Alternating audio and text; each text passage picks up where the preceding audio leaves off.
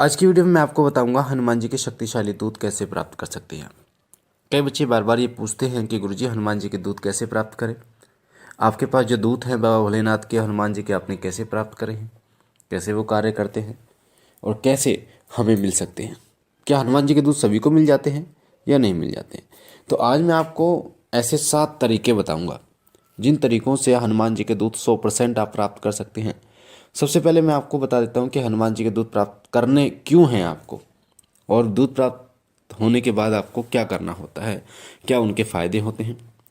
सबसे पहली बात यह है कि हनुमान जी की सेवा से जो बालाजी हैं, मेहंदीपुर बालाजी, वहाँ से दूत प्राप्त होते हैं और हनुमान जी की सेवा से भी प्राप्त होते हैं। यानी कि अगर आप मेहंदीपुर जाते हो तो वहाँ से बाबा के दूत प्राप्त होते हैं, साथ आते हैं, या फिर अपने घर पर भी आप हनुमान जी की सेवा जो मैं बताऊंगा उस तरीके से करते हो, 7 तरीके से, तो भी आपको हनुमान जी के दूत 100% प्राप्त होते हैं। दूत महाराज जो प्राप्त होते हैं हनुमान जी के, एक होते हैं दूत, एक होते हैं वीर। तो जो दूत होते हैं वो थोड़ी नीचे कैटेगरी के होते हैं, जो वीर होते हैं वो थोड़ी ऊपर कैटेगरी के होते हैं। वीर हनुमान जी के बहुत नज़दीक होते हैं और उससे नीचे दूत वास करते हैं। और ये सभी राम नाम का जप करते हैं, दूत भी, वीर भी, और हनुमान जी स्वयं राम नाम का जप करते हैं। तो दूत कैसे बनते हैं, वीर कैसे बनते हैं, इसके बारे में हम अलग से चर्चा करेंगे, अलग से वीडियो में बताऊंगा आपको। पर फिलहाल मैं आपको बताता हूँ कि दूत महाराज कैसे प्राप्त हो, मतलब क्या फ़ायदे उनके होते हैं। सबसे पहले जब आपको दूत महाराज प्राप्त हो जाते हैं तो सबसे पहले परमानेंटली प्राप्त नहीं होते, टेम्परेरी प्राप्त होते हैं। फिर धीरे धीरे अपनी सेवा को बढ़ाते हैं तो परमानेंट प्राप्त हो जाते हैं। फिर वो आपके हर प्रकार से रक्षा करते हैं। कोई तंत्र मंत्र जंत्र कुछ भी करता रहे, चाहे वो कोई भेंट दे रहा है, कुछ भी कर रहा है, आपके असर नहीं होगा, आपके घर परिवार सुरक्षित रहेगा हर तरीके से। पर इसके लिए आपको दूत महाराज की प्राप्ति होनी बहुत ज़रूरी है। आपको ये पता होना चाहिए कि दूत महाराज प्राप्त होने के बाद आपको क्या करना होता है। तो आपको नेगेटिव चीज़ों से आपकी रक्षा होगी, साथ साथ में हनुमान जी की भक्ति मिलेगी, हनुमान जी के दर्शन होंगे, साथ साथ में आपको इतनी पावर, इतनी शक्ति भी प्राप्त देंगे हनुमान जी कि आप दूसरों के संकट काटने में समर्थ हो जाते हो। तो ये बहुत बड़ा फ़ायदा होता है हनुमान जी की। और हनुमान जी के दर्शन होते हैं आपको, आप अगर हनुमान जी से अरदास भी करते हैं किसी के प्रति तो अरदास स्वीकार होती है और उसके कार्य होने शुरू हो जाते हैं। तो सबसे पहला कार्य जो आपको करना है दूत महाराज को प्राप्त करने के लिए, सबसे पहला काम आपको करना है परहेज। हनुमान जी महाराज की सेवा में मीट मांस मछली तामसिक चीज़ें लहसुन प्याज का परहेज होता है। अगर आप चाहते हो हनुमान जी के दूत महाराज की प्राप्त करना, हनुमान जी को प्राप्त करना, तो आपको परहेज जरूर करने होंगे। परहेज आपको करने हैं मीट मांस मछली दारू बियर शराब और प्याज और लहसुन का परहेज करना है। ठीक है। मानसिक रूप से ब्रह्मचर्य का परहेज करना है हमेशा, यानी कि किसी भी बहन बेटी को नहीं देखना है गंदी नज़र से। उसके बाद आपको शनिवार और मंगलवार आपको हनुमान जी के ब्रह्मचर्य का पालन करना है अपना। ठीक है। तो पहले परहेज बहुत महत्वपूर्ण है। परहेज अगर आप नहीं कर सकते तो हनुमान जी की सेवा भी आप नहीं कर सकते, दूत महाराज भी आप प्राप्त नहीं कर सकते। पहले परहेज होता है। दूसरा कार्य जो आपको करना है वह नियम, यानी नियम अगर आप करते रहोगे तो हनुमान जी के दूत आपको प्राप्त होंगे। जैसे शनिवार और मंगलवार भोग देना हनुमान जी को, शनिवार और मंगलवार ब्रह्मचर्य का पालन करना, ठीक है, अपनी पूजा को समय पर करना। ठीक है। तो ये नियम होते हैं। बाबा के दरबार जाना, ये नियम होते हैं। अब तीसरा कार्य आपको क्या करना है, तीसरा कार्य है वो है हनुमान जी को चोला चढ़ाना है। शनिवार और मंगलवार कोई भी ऐसा मंदिर जहाँ हनुमान जी की सिंदूरी मूर्ति विराजमान हो वहाँ पर जाइए, हनुमान जी को चोला चढ़ाइए। चोला चढ़ाने के लिए सिंदूरी मूर्ति को पहले साफ़ कीजिए कपड़े से। उसके बाद में एक कटोरी, जो साफ़ कटोरी हो, स्वच्छ हो, किसी ने यूज़ ना करी हो, नहीं, उसमें चमेली का तेल, हनुमान जी का सिंदूर और गुलाब का इत्र मिलाकर मिक्स कीजिए। और अपनी 2 उंगलियां जो होती है ना आपकी, एक तो रिंग फिंगर के पास जो लंबी वाली उंगली होती है उनसे चोला चढ़ाइए। पहले हनुमान जी के पैरों में जय श्री राम बोल के लगाइए, उसके बाद सिर से नीचे तक, पैर तक चोला चढ़ाइए, यानी कि लेप चढ़ाइए, सिंदूर चढ़ाइए। उसके बाद हनुमान जी को चांदी का वर्क लगाइए, उसके बाद जनेऊ पहनाइए, उसके बाद जो चोला होता है हनुमान जी का लंगोट वो अर्पण कीजिए, भोग लगाइए, दीपक जलाइए, ये सब काम। तो ये करना है तीसरा काम आपको, चोला चढ़ाना है। चौथा काम आपको करना है वो करना है व्रत। हनुमान जी के कम से कम, अगर आप शनिवार मंगल नहीं कर सकते तो मंगलवार का तो व्रत आपको जरूर करना है। हनुमान जी का संकल्प लेके व्रत कीजिए। ठीक है। और इसमें आप गिनती रख सकते हो और बिना गिने भी कर सकते हो, जब तक बाबा की इच्छा होगी आप हनुमान जी के व्रत कीजिए। और व्रत में मीठे से व्रत आपको करना होता है हनुमान जी का, यानी मलीदा या फिर पराठा दही के साथ, मीठी दही के साथ आप खा सकते हैं। शाम को दोपहर को फलाहार ले सकते हैं। ये चौथा है। पांचवा काम आपको करना है, हनुमान जी की अखंड ज्योत जलानी है 11 दिन की। शुरुआत में अखंड ज्योत जलानी है, ज़मीन पर सोना है, ठीक है।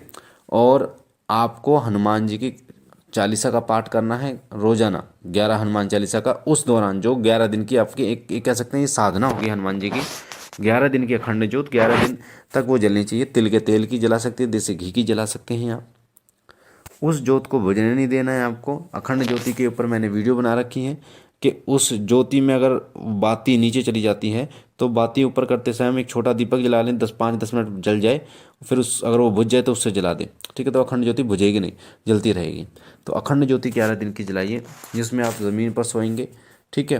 पूरा पवित्रता का ध्यान रखेंगे, चालीसा का पाठ करेंगे, ये सारे नियम आपको करने होते हैं, ठीक है। तो ये छठा कार्य, पांचवा कार्य जो आपको करना ही करना है।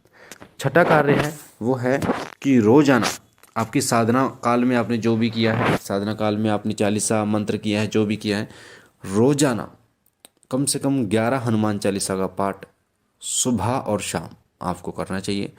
11 हनुमान चालीसा का पाठ सुबह शाम करोगे तो इससे हनुमान जी की कृपा मिलेगी।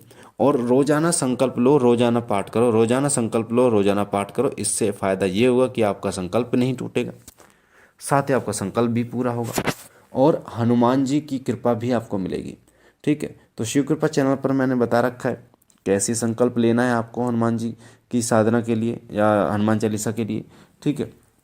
11 हनुमान चालीसा का हाथ में गंगा जल लेना है, बोलना है हनुमान जी महाराज आपको साक्षी मानकर 11 हनुमान चालीसा का पाठ कर रहा हूँ। मेरा नाम अनिल है, मेरे पिता का नाम ये है, मेरे जो भी है सबका नाम बताना है आपको।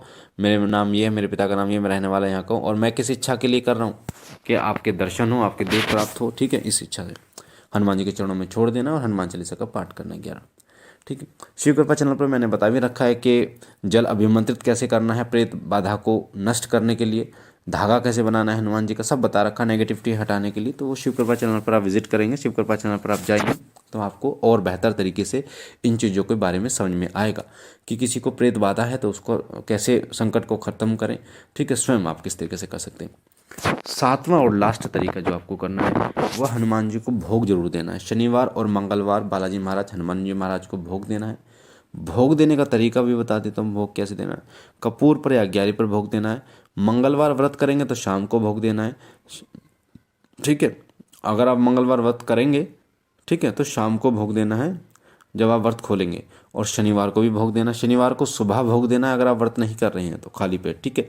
तो भोग कैसे देना, सबसे पहले हनुमान जी की ज्योत आप जलाएंगे, अग्यारी लेनी है जो उपला होता है या फिर कपूर। सबसे पहले घी में डुबोकर 2 लौंग के जोड़े भगवान गणेश के डालें। ओम गंग गणपति नमः, ओम गंग गणपति नमः, ओम गंग गणपति नमः बोलकर 3 बार।